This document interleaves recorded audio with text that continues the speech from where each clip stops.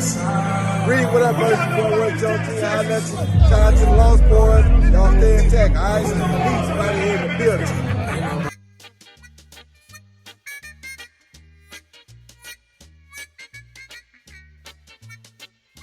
REED-BBS, BBS. Weekend wrap-up edition. We'll discuss a triple header in MSG, the crowning of a new champion, and one of the best fighters in the entire world throwing hands, with Abdullah Mason matriculating to title contender status. There's a bit of a void atop boxing's best prospects list. If you blinked or sneezed or went to the fridge, you may have missed Fernando Emiliano Vargas's 42-second KO of Alexander Espinosa. Yes, I know it's really Emiliano Fernando Vargas. Vargas landed a nasty pull counter right hand over the lazy left jab of Espinosa. Got him out of there in 42 seconds. Stealing the show of this MSG televised card, final card on ESPN Top Rank Boxing, and also showing that he's right there at the top of the boxing prospects list. Vargas has the it factor, undeniably. He's got looks, he's got pedigree, he's well schooled, he's got a good team behind him, he's reasonably athletic, it seems. That was a real quick, nasty pull counter right hand. Liking what I'm seeing out of Vargas. If this kid can take a punch, then the sky is gonna be the limit. In the co-main event, Bruce Shu Shu Carrington remained undefeated and picked up the WBC interim featherweight title with a unanimous 12-round decision over Mateus Hayter. It was a polished, professional performance from Shu Shu. Excellent feints, stiff-ass left jab, good body work, effective shoulder rolling, not just shoulder rolling just because that's some party trick, but effective shoulder rolling. Shu Shu showed a reliable chin also, because he took some shots early in the fight. It sounds like I just described an impressive outing by a prospect on the come up, right? But that's just it. Shu Shu Carrington is already 28 years old. He's already as good as he's going to be, I'm afraid. And that ultimately won't be good enough to defeat my dude, my bruh, my Tomodachi, Naoya Inoue. As I speak, the reigning WBC featherweight champion is Cool Boy Steph, Stephen Fulton.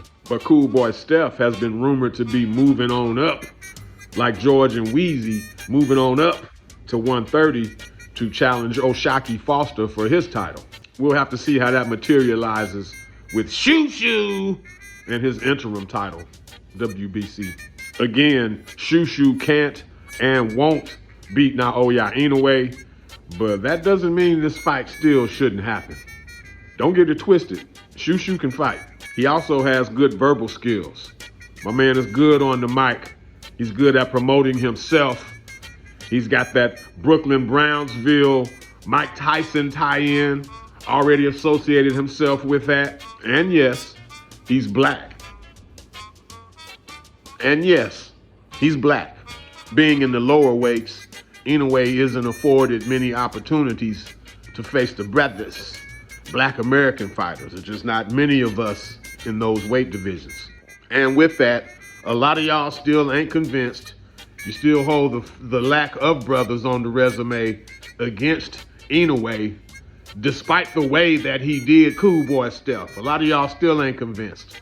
So Shu Shu would be, that'd be a good way to help alleviate some of the doubts in regards to Inoue fighting brothers. And do the Shu Shu fight on Inoue's next trip to America, whenever that is, whenever it's slated to be. Let Shu Shu be the opponent in Madison Square Garden. Xander Zayas added his name to the storied legacy of Puerto Rican world champions. UD12 over Jorge Garcia. Garcia earned his spot by upsetting Charles Conwell. I've always liked Xander Zayas' size for the division. He's a pretty big super welterweight. He's got some good wiggle to him. He utilizes the full ring, the entirety of the ring to his advantage. I like his activity. I like his work rate. But all in all, there's nothing special there. There's nothing extra there. He's okay. He's pretty good. But he's not great. I don't see greatness there. I see very goodness. Potentially, I see very goodness there. Very good. And while Zayas isn't pillow-fisted, he ain't Shakur Stevenson, he ain't Devin Haney, my man still can't punch, though. He can't punch. At an elite level, he's not going to be knocking people out.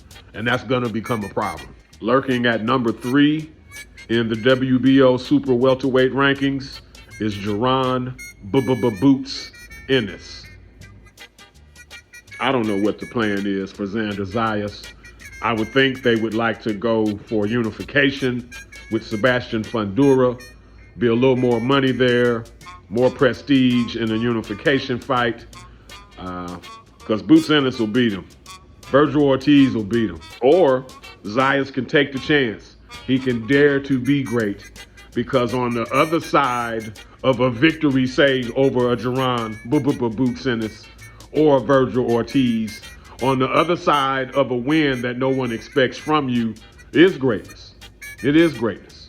The Gwoat, greatest woman of all times, Claressa T-Rex Shields, remains undefeated, defending her undisputed heavyweight championship of the world. Two-time Olympic gold medalist, ruler of 5 divisions as a professional, first ever 3-weight undisputed world champion in the 4-belt era. Yes, that Claressa Shields. She scored a unanimous decision over women's light heavyweight champion Lonnie Daniels. More than 15,000 asses filled seats to watch a woman put on and show out for her city in her hometown of Detroit, Michigan. Both women came in under the light heavyweight limit of 175 for this heavyweight championship bout. But more on that weirdness in a bit. The fight itself was a tale of two halves. Daniels, she didn't want any smoke whatsoever in the first half of the fight, and could not have been more, or less, I should say, could not have been less combative if she tried. Hell, she was trying, actually. She was in constant motion, and if Claressa would cut the ring off this way, Lonnie Daniels would zig back and zag that way. She wanted no smoke for the first few rounds of the fight, to the point where Claressa got anxious and wild in her pursuit of Daniels. The second half of the bout was better. Daniels actually found some aggression and proved to be one of the tougher, more challenging foes that Claressa's had to date. As she fought the second half, or the first half of the fight like she did the second half, we might have had one of the better all-around women fights ever. But as it was, boring first half, pretty decent second half, UD Claressa.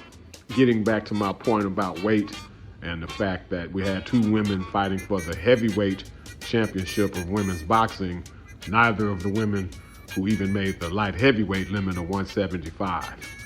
The fact of the matter is, at this stage of women's boxing, there ain't shit at all above 168 pounds. 168 is the cutoff of competitive, world-class women that fight. God bless the women that are in there doing it, who fight above 168. They're no less fighters than the men are. They're trying hard, they got nuts, figuratively speaking, but there's not an appreciable skill level above 168 pounds in women's boxing. Not to say there can't be or won't be eventually, but it's not there right now. And with that said, it's a cool footnote that Claressa has the heavyweight championship and belts above 68, but I don't want to see her in any fights above 168 anymore. She can go ahead and give Shadasia Green a shot. There's always rematches with Franchon Cruz DeZern. Savannah Marshall, I'm sure would love a rematch. But let's keep it no higher than 68 or below. Go even lower. Let's get back down closer to 54 and 60. Those would be much better options in terms of opponents and competition and genuine threats to Claressa. REED-BBS, BBS. Black Burp Sugar, Bachelor's in Boxing Studies. Television. Fred Sanford of the Fistic Arts. When all is said and done, there's nothing left to say or do.